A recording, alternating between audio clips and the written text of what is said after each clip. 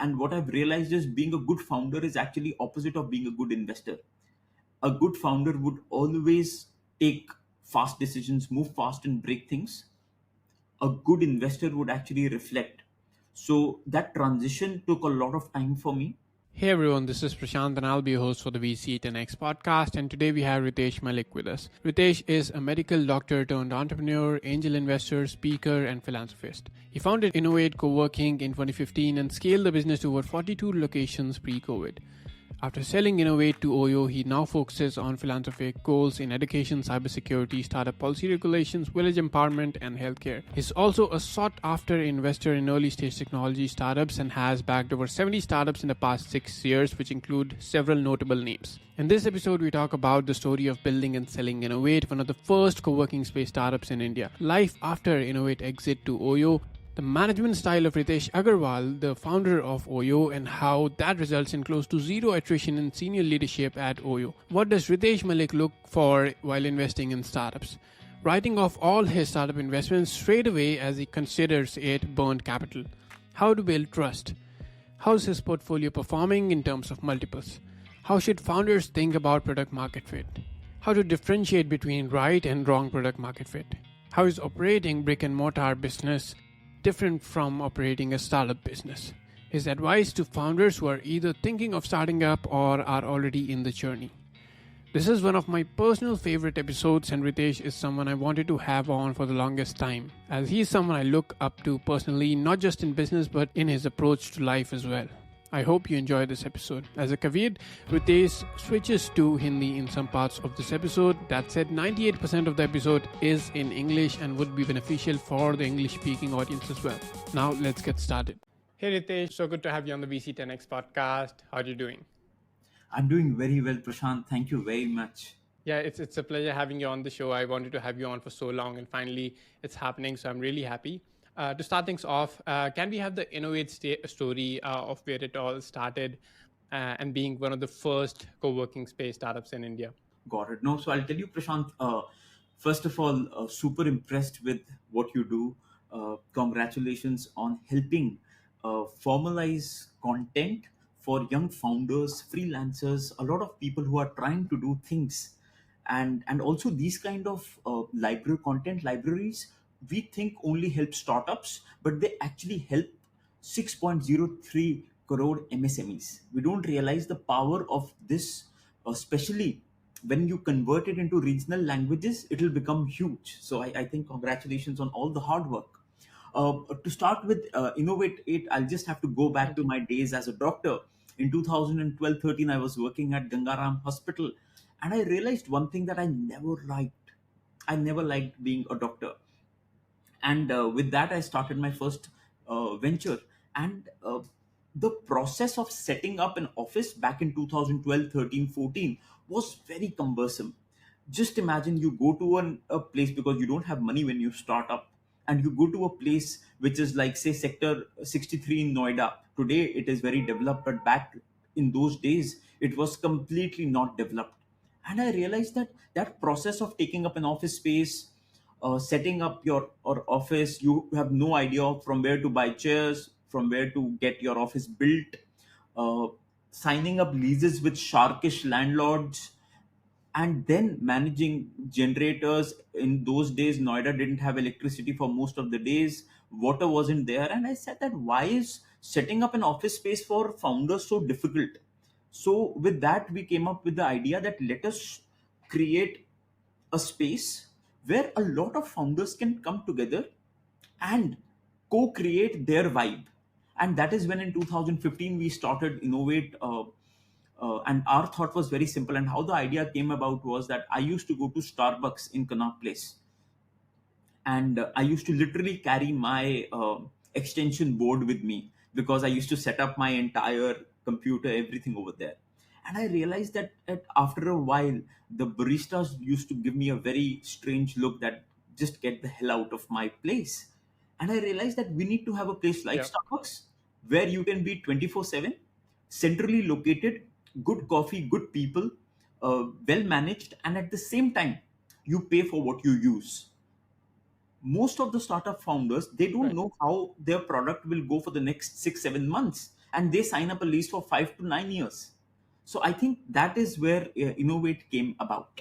Yeah, that's very interesting. And being a remote worker myself, I've been working remote ever since I started my career. And people would think that maybe that goes against the idea of co working spaces because people are working from home. But I'll tell you, being one myself, that it's actually something that remote workers use themselves, right? Uh, every once in a while, I go to a co working space, to gel around with people around me, exchange ideas. It's a different vibe altogether. At home, it gets lonely sometimes, redundant stuff like that. So going to a place and working where everything is taken care of, there's good internet, there's a vibe, you know, working from there is amazing. So that's amazing. So that's how you built Innovate. And as a matter of fact, Innovate is now acquired by Oyo. And many congratulations on that. And I would like to learn that acquisition story. How did the talks happen for that? How did Ritesh, the other Ritesh, contact this Ritesh? And then the talks began. And how did it materialize? How long did the process take of finalizing the terms? And then after that, I'd also like to learn how is life after exit for Ritesh Malik. So I think Oyo is like family. Oyo is home. So I've been a big fan of what Ritesh has built.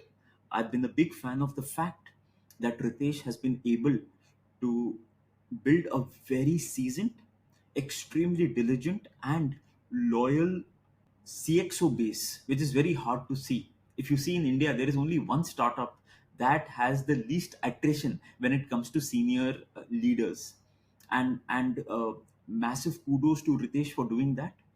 And being a CXO myself within the Oyo group, I have realized that uh, there's a lot to learn from him.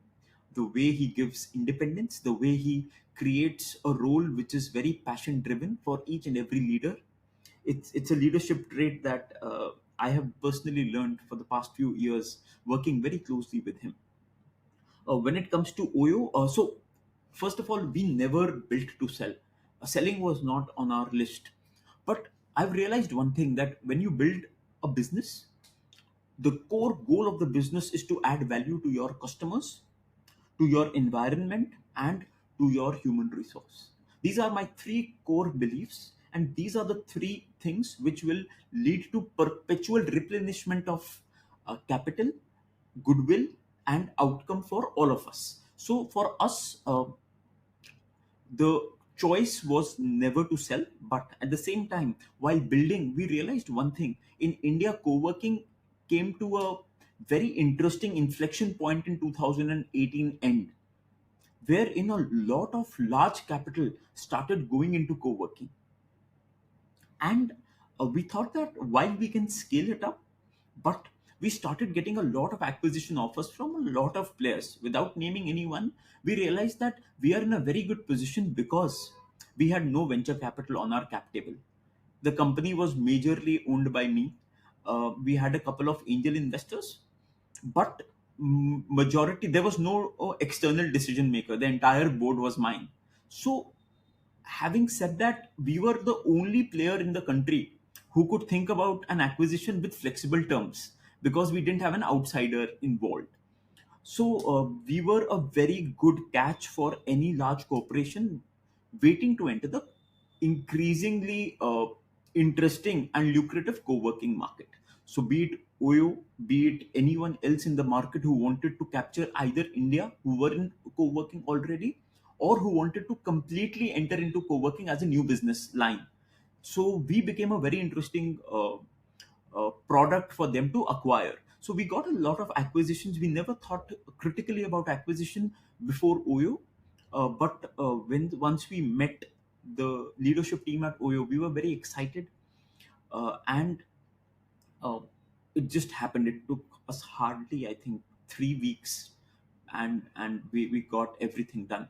So we've been very fortunate. We've been very fortunate to partner. See, more than anything else, for a founder, what matters is how is his brand treated after the acquisition.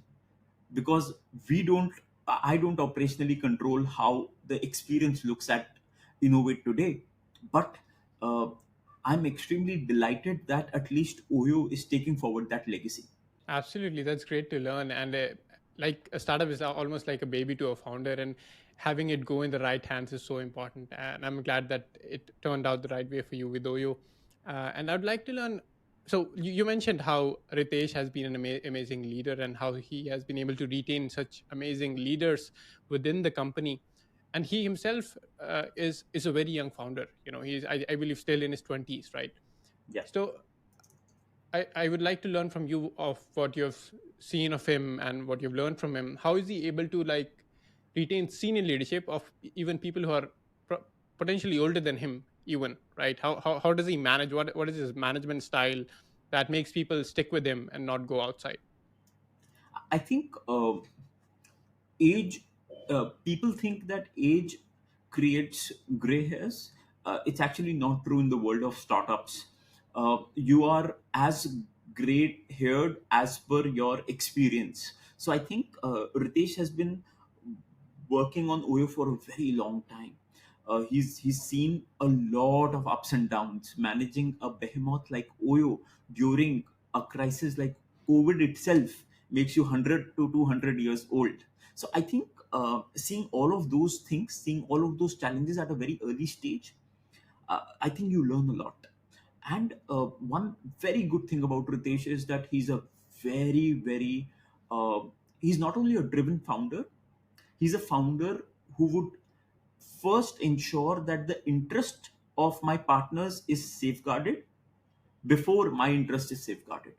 This usually does not happen. Most of the founders want that first my interest should be safeguarded. They would always go that I want to get the highest valuation at the time of IPO. Ritesh is not like that. He would want that I can suffer myself, but I won't let my team members, I won't let my investors, I won't let my stakeholders suffer. And I think that trust which he has generated leads for people to work with him even while I am no longer employed by Oyo, but still I love working with him. So I think this is a very innate quality of Ritesh which I have not seen in any other founder in India. Absolutely. Yeah, that's amazing. And let's also talk about uh, what's been the next chapter for Ritesh Malik. What have you been up to after you have exited from Innovate? So obviously capital gives you options, it gives you freedom. For me, capital is not about capital alone, but the fact that it gives you freedom. One of the key things that I have been very passionate about is how can I give back. So I have been very passionate about building a philanthropic institution.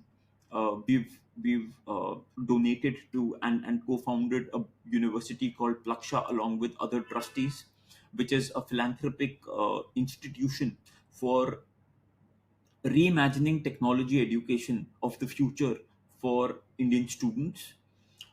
We are also involved in a lot of other not-for-profit organizations like ADIF, which is Alliance for Digital India Foundation, wherein we work very closely with the policymakers to draft regulations to ensure that our digital sovereignty is controlled and safeguarded in the rights and interests of India and not of global monopolies, global technology behemoths. Like this, we are involved in a lot of not-for-profits. Uh, at the same time, I have turned to be an investor for the first time in my life. So it's a and what I've realized is being a good founder is actually opposite of being a good investor. A good founder would always take fast decisions, move fast, and break things. A good investor would actually reflect. So that transition took a lot of time for me because I've learned the hard way. And currently, I spend a lot of time investing in various asset classes. Um, we are building a couple of brick and mortar businesses wherein we have CXO teams leading it. Uh, Real estate is another very interesting area that investing a lot of time in, and mostly focused on a lot of conventional assets. Whereas when it comes to our startup portfolio, I think it would be around 2 to 3% of our entire holdings.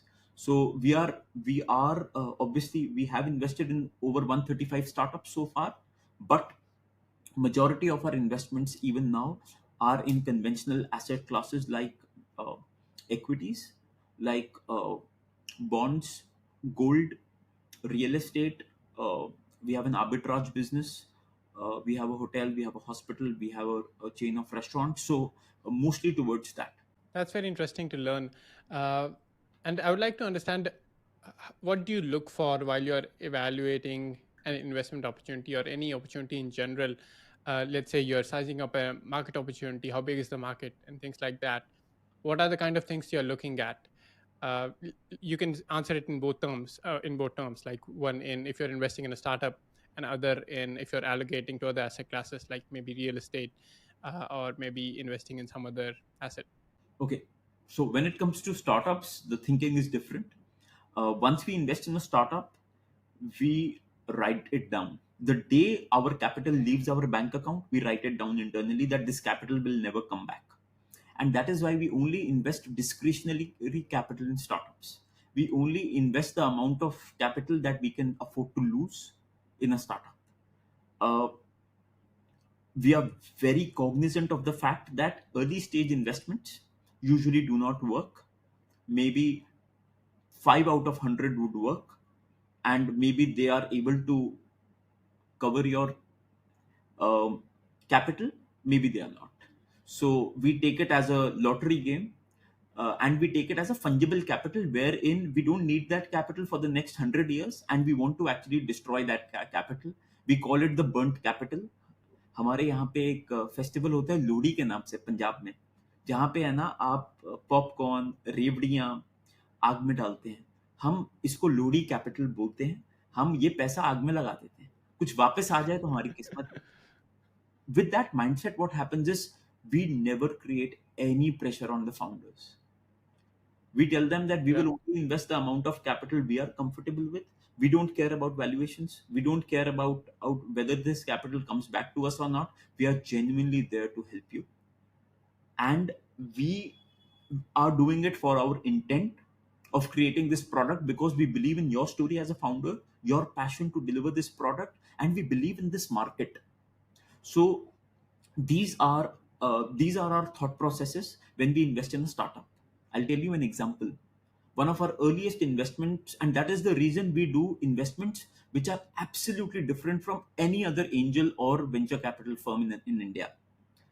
You will see almost all our investments don't end up raising a lot of capital, and they also don't end up closing down.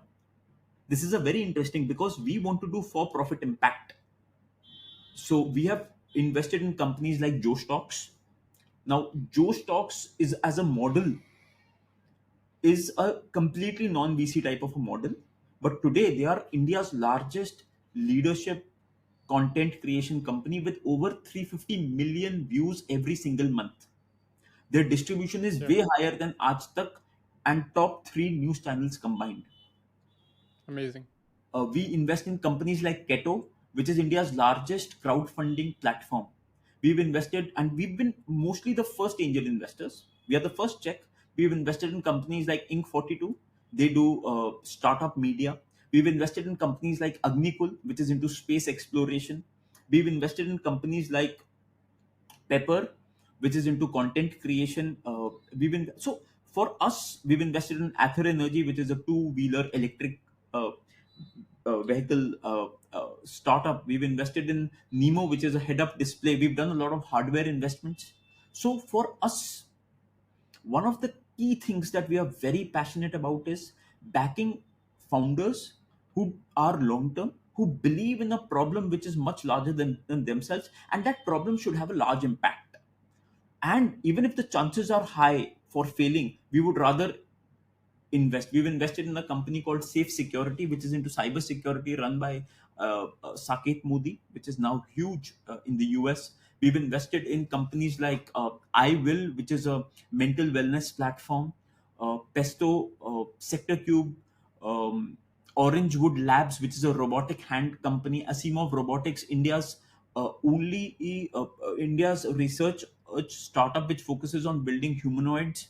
We've invested in Stage, which is Netflix for Bharat. We've invested in Factlon, which is uh, building IoT devices for conserving energy. P-Safe, Leverage EDU. So our focus in Fido, speak in, our focus is very, very broad.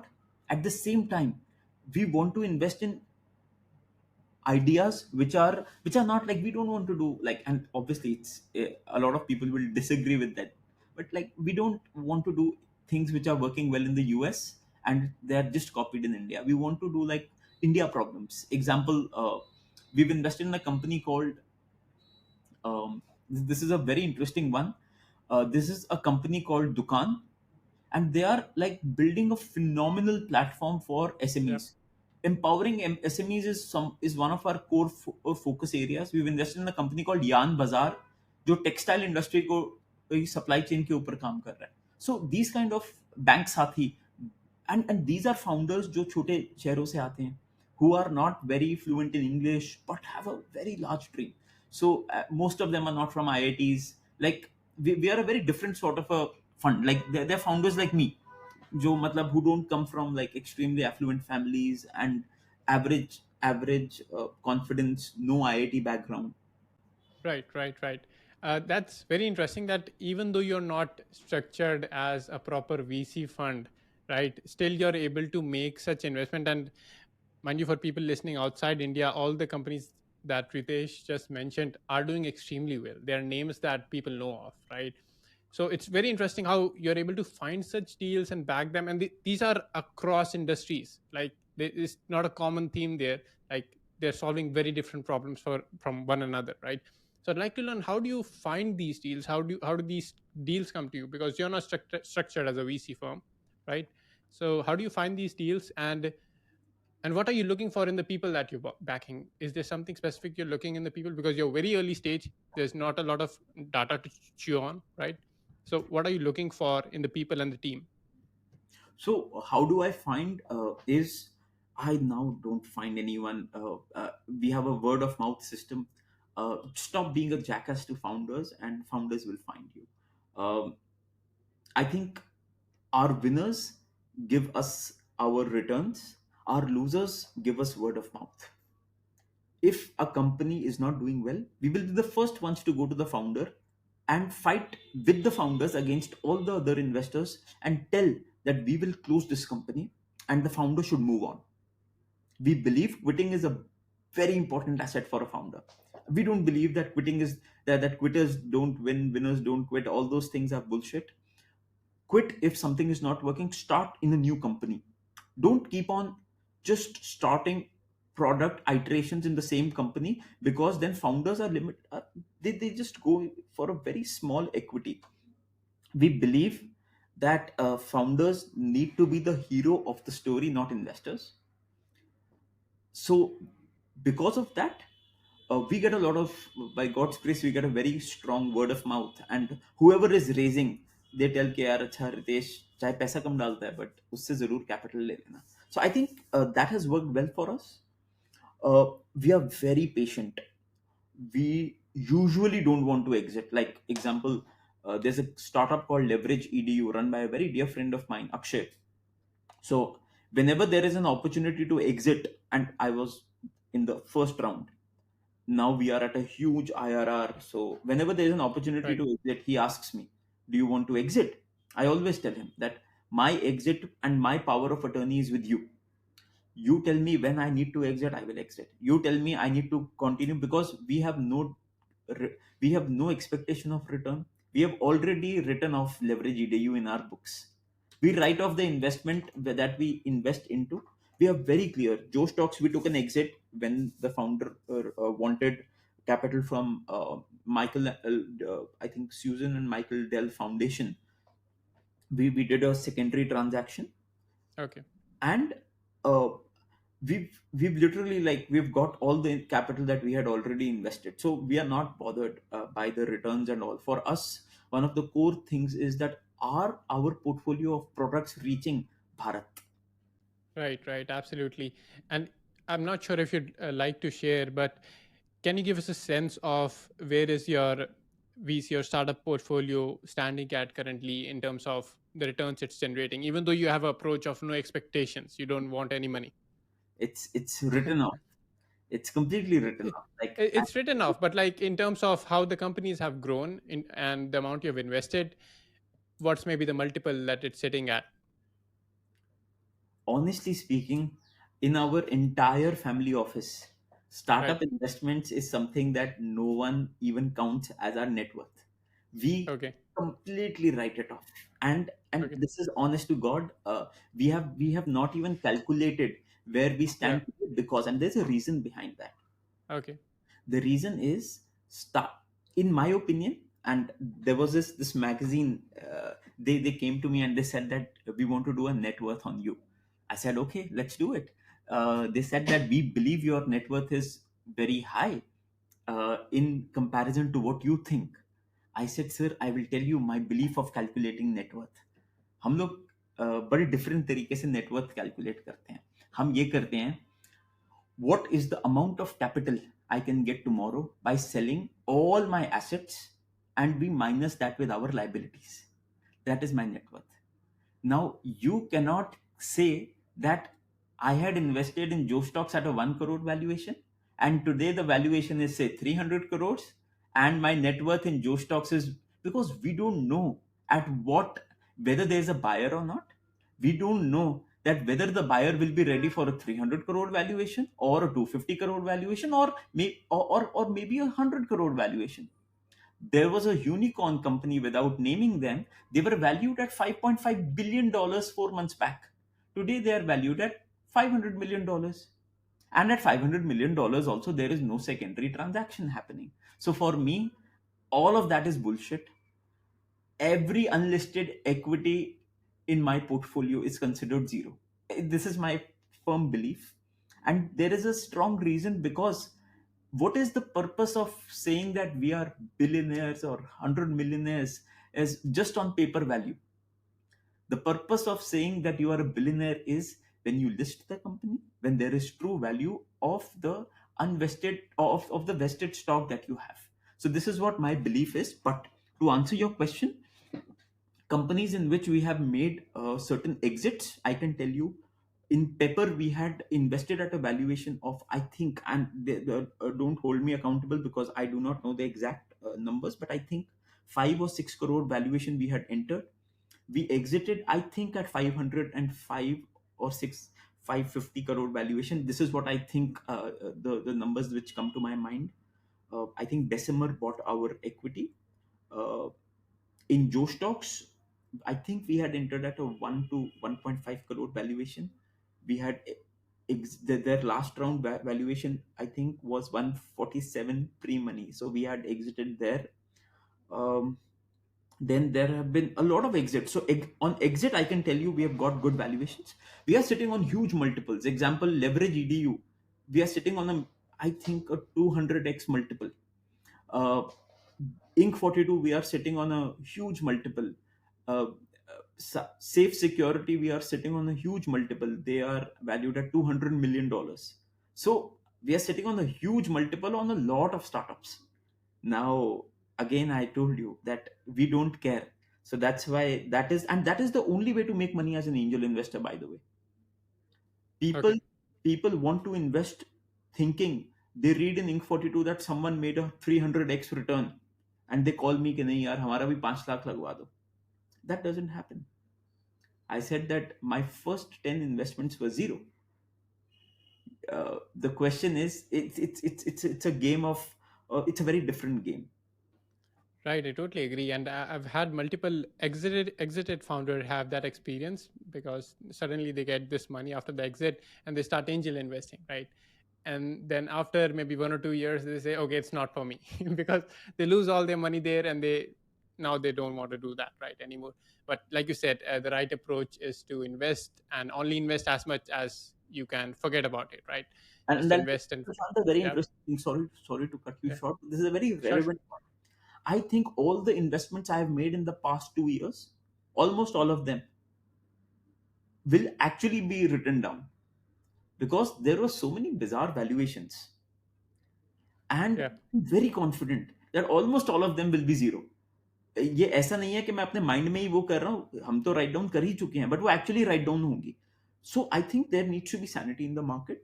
And this is a very good phase for the market, wherein good founders will start showing up and will actually benefit from the ecosystem. Right, absolutely. It's a very interesting approach, and I believe a lot of VC firms will need to shut down and just take this approach of, evaluating how they are performing, because a lot of them are just raising based on the markups. But if they take this approach, it just won't be possible to show the results. Also, the challenge Uh, for them is that the markup also is provided by them only. No, they are yeah, in a true. lot of cases they themselves do the next Fall round. on roads. Yeah, fall on roads. Yeah. I don't believe in that. My belief is very simple. My net worth in Innovate, there was a website that said that my net worth is some 700 crores on Innovate, and but my outcome was lesser than that. Now how, now that website is wrong, right? For me, my net worth when I was doing Innovate was zero, because there needs to be a buyer. How do you, there are two sides of the story. There needs to be a buyer of the asset. And the true buyer of the Right. asset is जब retail investor खरीदता है, because so Correct. many people majorly cannot be wrong. Yes, totally agreed. And kind of switching tracks, I've learned from a lot of people that you're one of the nicest people around in the startup ecosystem, right? You're always there to help, whether it's in regards to business or in regards to personal life. You're like just a helping hand all the time, right? So I'd like to learn that, does that come naturally to you? But I'm sure it pays off in many dividends, because always people always want such a person to be around them, right? Who's always there to help. So well, honestly, I don't think about that much. Like the last of, I don't like. I genuinely feel that helping is a very important part of uh, who you are, because at some point in time someone helped me. I was helped by Vijay from Paytm. Vijay sir, Right. I needed 50 lakh rupees in 24 hours. He wired 50 lakh rupees. So I've been helped so many times that it is upon me. I need to do that. If I don't reciprocate enough. I don't even help as much as I'm being helped. You'll be amazed. I have been helped by almost everyone in my journey so far. There have been so many people who have been more than graceful and grateful, that I've been grateful for. So देखिए, हम तो एक doctor हैं, हमें limited knowledge है, हमें VC का term भी नहीं पता था, कैक क्या होता है, आरपू क्या होता है. Someone taught me on a daily basis. I am, हम सब ना, we lean on people. So Right. uh, I think helping is one of the best ways to a learn, because when you help someone you learn a new skill. B, it's a brilliant way to generate trust, because trust is the highest arbitrage in the world. All of us Right. are just longing for trust. And जब आप मुसीबत में होते हैं, you will never call a friend जिसको आपको पता है कि यार ये तो हेल्प नहीं करेगा, ये तो सिर्फ ऐसे ही बोल देगा. You call the most trustworthy person कि यार ये तो है ना बाइक लेके चाकू लेके आ जाएगा, अब मेरे को है ना हेल्प करने. So being Yeah. Trustworthy, by the end of the day, why McDonald's is huge is because there's a lot of trust in the yellow M. I'm a vegetarian. When I go to China, when I see a yellow M, I feel so happy कि यार यहाँ वही French fries मिलेंगे जो मुझे निर्माण विहार Right. के McDonald's में मिलते हैं. So Correct. that trust, there will be sciences. By the end of the day, we are as healthy mentally as much people trust us. Yeah. That's great. Uh, and like you've said on other podcasts as well, that trust is the highest currency that you can earn, right? And like one way of doing that is by helping others. Are there other ways of like building trust that you suggest? A lot of ways. Be the best on in your trade. Even if you don't help them, be the best in your trade. Create product which is so reliable that they cannot go anywhere else. Be extremely there's another very interesting way is that build systems around your product so that you can scale. The challenge with 6 crore MSMEs in our country is they don't know how to scale, and they need to democratize trust. The challenge is when one lady is making papad, she makes phenomenal papad or achar or churan, But when she tries to build systems, she is not able to control. So scale as you will generate trust. All the big brands in the world at one point in time stopped being a small brand by institutionalizing and building processes. So that is the best Right. way to generate trust. Individually I can just help as many people as I know, but by Right. being, I have a very strong system of helping people. I have i have at least 6 people in my office whose only job is to follow up, get work done, talk to people, because I just have 24 hours. So building Right. systems is extremely important. Absolutely. And let's talk about India. You've operated in the Indian startup ecosystem for so long now, investing and giving back to the ecosystem. How do you look at the Indian startups ecosystem shaping up in the next 10 years? I think we are at a very, very nascent stage in the true potential of Indian startup ecosystem. If you ask me personally, we have not even scratched the surface. There's so much to be done. Uh, I think this is the best time to invest in this Indian startup ecosystem. Next decade would be phenomenal. We have seen a very interesting cycle culminating in a very sharp fall of unnecessary valuations, which is very good for founders like me, which is very good for fundamental founders who don't believe in hype, which is very good for founders who don't see the media, who are more focused on their product, their customers, their human resource, and their environment. Just need to focus on this. Investment, raising capital is a byproduct. आप अच्छा product बनाइए, you will raise capital. Raising capital, and people think that equity capital is good. In my opinion, debt capital is phenomenal if you have faith on the PMF that you have. The biggest challenge is why out Right. of 109 unicorns, only 20-25 of them are profitable. The reason is a lot of those founders are scaling wrong PMFs. Unicorn is a mythical word and the worst word in our dictionary. I think it's very easy to extrapolate or manipulate valuation of a startup. There is a method called the discounted cash flow method, DCF. Right. By changing one metric, you can change the valuation by $100 million. That's the I just don't get all of that. In my opinion, बहुत simple है. Build a product. There are two types of businesses. One is a true technology platform business, which needs a lot of capital, which will work in the way that VCs want. Unfortunately, in India, those businesses are hardly 5 to 6% who are allowed to bleed for decades before they become profitable, like Amazon, like Facebook. These are businesses which I completely agree are allowed to bleed. But the challenge is there are startups who are leveraging technology trying to command the same valuation as technology startups. Example, D2C brands. Now, Amazon is one of the levers. You are not a true technology product, you are not a platform. So I think differentiation and understanding what is a true technology platform and what is not is extremely important. You cannot value a D2C brand obnoxiously. Right. Absolutely. So, what would be a reasonable metric to chase? Because it is said that okay, you need to achieve the PMF right up until Series A. You should get to your PMF. That's the basic metric that we evaluate, or at what stage the startup is at, right? Then, in your opinion, because if you are saying that this can be manipulated, then what is the right thing to chase?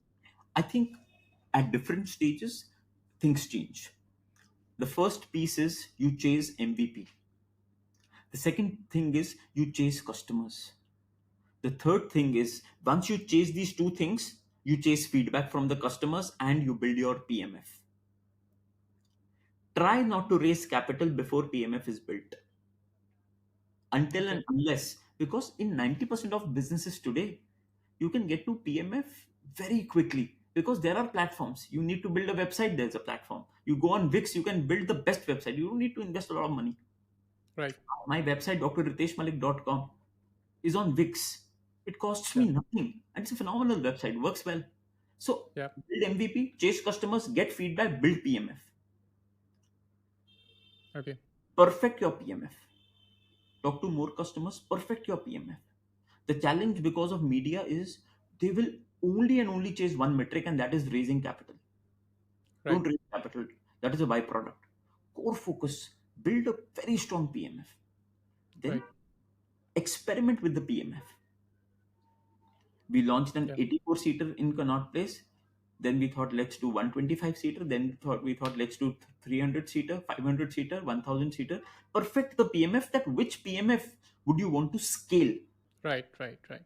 And that will not happen by just one experiment. That will happen by multiple experiments. Example: we run a restaurant. We started one. We first got the recipe right, the location right, and we understood that how do you want to institutionalize it. The second piece is we built the right PMF. The third piece now is to create the right PMF, and now and in that PMF is one is for the product, for the customer. The second PMS for the business, whether that product has a customer at that price point. If you Right. ask today everyone in your home that do you want a Rolls Royce, everyone would say yes.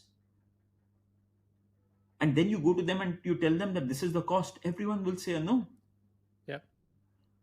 While Rolls Royce has a phenomenal brand PMF, the PMF of finance may not be very high. The question is what do customers want to pay for your product? That is very important. Who your And then you focus on your target customer, who your customer is not. You ask me today, every founder today wants to focus that I want to have everyone as my customer. We are very clear. We do not want to have almost 90% of the customers, because the higher my customer base is, the higher will be my cost of acquisition of the customer. If I want to attract Prashant also, if I want to attract Prashant's family also, my cost of acquisition becomes very hard, very large. I want to focus very deep. I love founders who know KR. I just ask them who's not your customer. Right. Answer is so important for me, so that I know, because the largest 40% of the cost of a startup is Facebook and Google marketing. Yeah. Correct. If you are able to focus on that, and then is there repeat in the business? I call this the theory of natural traction. At one point in time, we tell the founder, stop doing Facebook and Google ads. I know the business will come down, but Yep. are people coming back again without Facebook and Google? If the answer is yes, you've invented fire. So this is what my belief is, that if you do these things, you chase different things, and then obviously then you keep on perfecting, building operational capabilities. You start building stakeholder management structures, you start building processes, you start creating innovations to decrease prices, you start doing larger supply chain in magic moves. Like example, in Innovate we started doing rate contracts. With the chair I'm sitting on is called a Bristol. The cost of this is 30,000. We used to get it for 12, 13,000, because we had a very large rate contract. So then you start perfecting your financial economics. Right, absolutely. And you also mentioned in this conversation that you're into brick and mortar businesses as well now, like restaurants, right? So I would like to learn that what are the differences in operating these two different kinds of businesses, like a brick and mortar. I believe that's more capital expensive, or you can correct me on that. And how do these two compare, and which is harder or easier? I think typically business is same everywhere. The fundamentals of business will always be the same.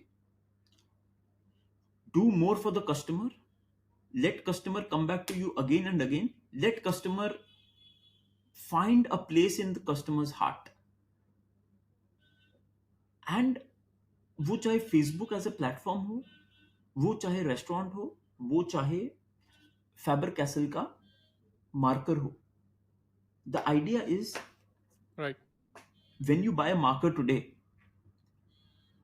Fibre castle देख के you will get excited कि यार चलो ठीक है. Generating trust in all the stakeholders while taking care of the environment is the new leadership for product building.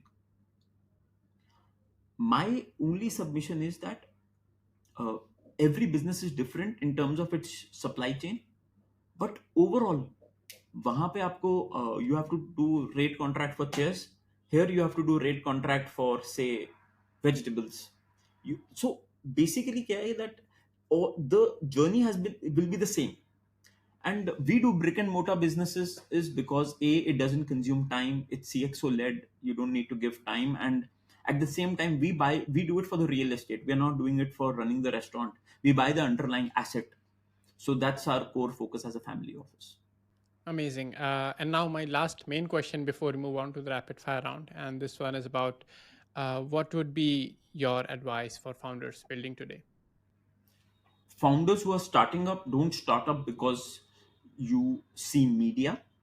Startups are hard. Most of my friends who started up just for the sake of earning money folded very quickly.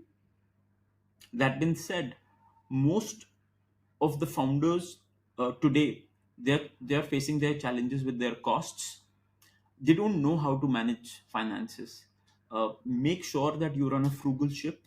Make sure that you scale the right PMF. It is better to close a startup than to raise capital for a wrong PMF, because by the end of the day, you're going to get depressed. You're going to have mental challenges.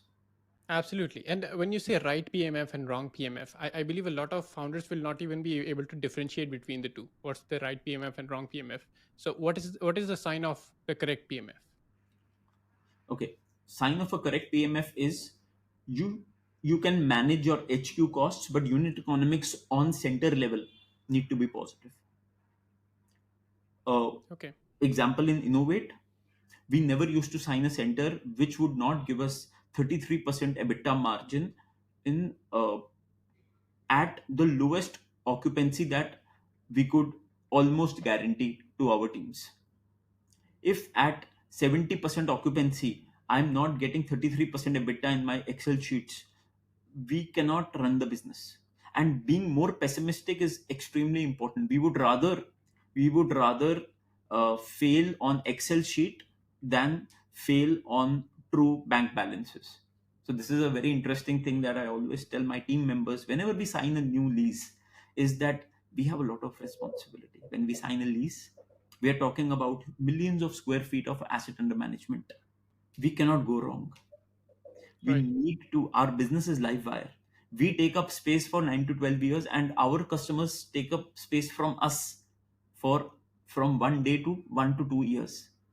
If we are not able to replenish our customer, we are royally gone.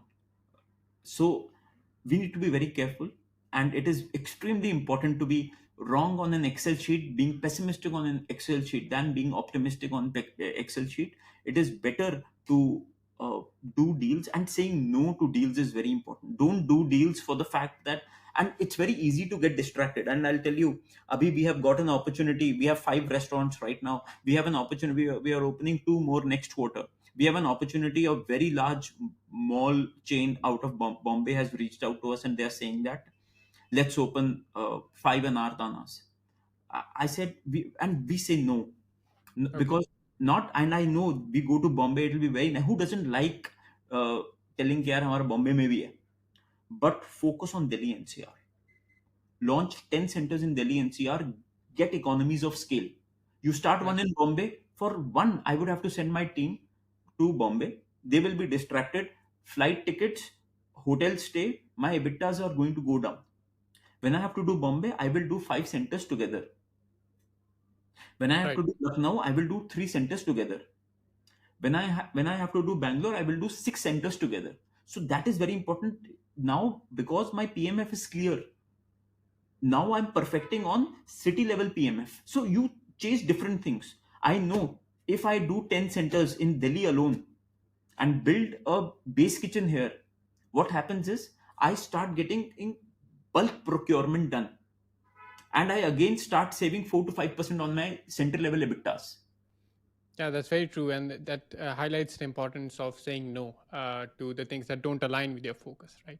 Amazing. Now let's do the rapid fire round, wherein I'll ask you 5 quick questions about the investing that you're doing, and you have to give 5 quick answers. Sounds good. And this investing is not only startups, it's across. Uh, this one is more about startups. Okay.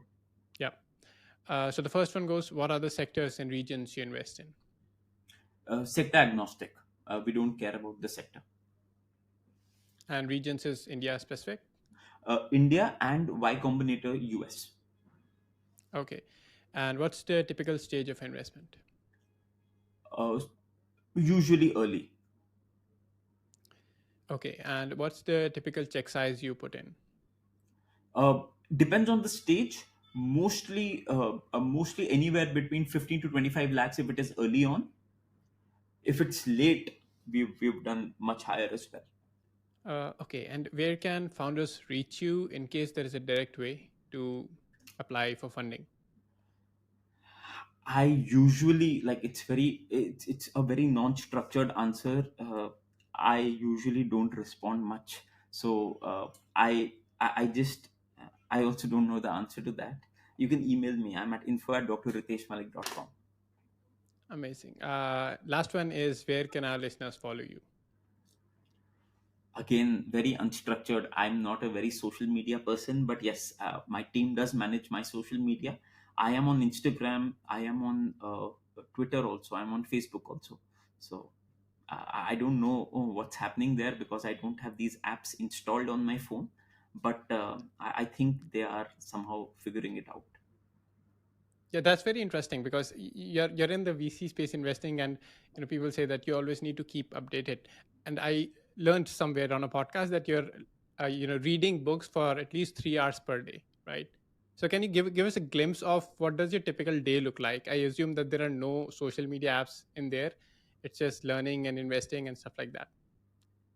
Yeah, so my social media access is with my wife and my team. So while for me, social media is a vortex, it's a black hole.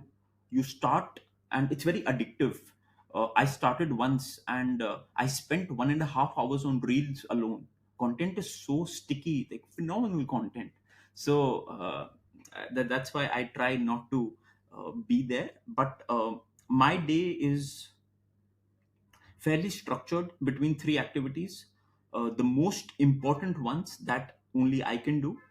The second one is my treadmill time, in which I work on my standing desk and I have a treadmill wherein I just do follow ups with my family office members, my teams. And the third piece is the most important piece is I spend a lot of time on what I do not have to do. So I spend a lot of time distilling so that those tasks don't take my time. I on an average do 3 tasks every day. That's it. uh, I don't work that hard, so it's fairly simple.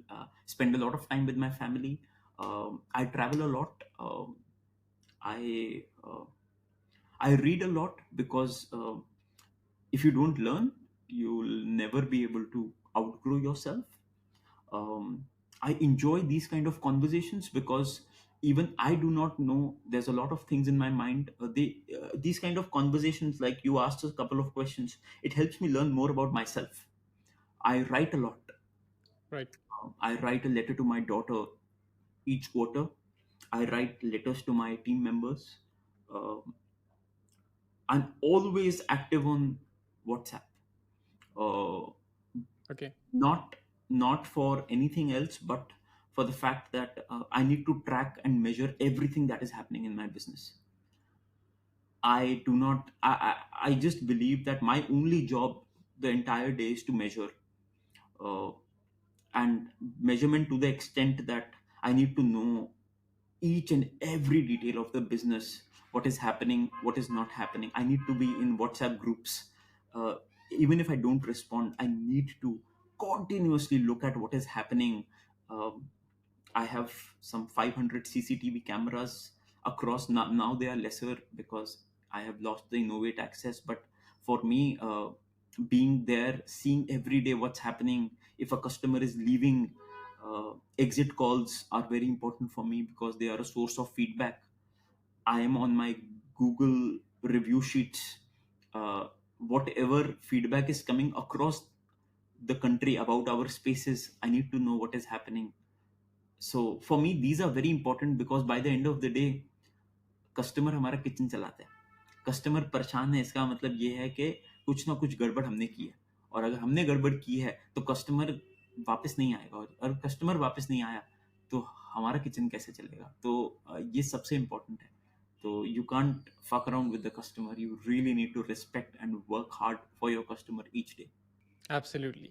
Ritesh, it's been an absolute pleasure and honor to be talking to you. And thanks for sharing all these insights. I'm sure this is going to inspire and motivate many to follow the right path of entrepreneurship and in the right way. Thanks for your time, and I wish you all the best for future. Absolutely. No, I look forward. Thank you very much, Prashant. My pleasure.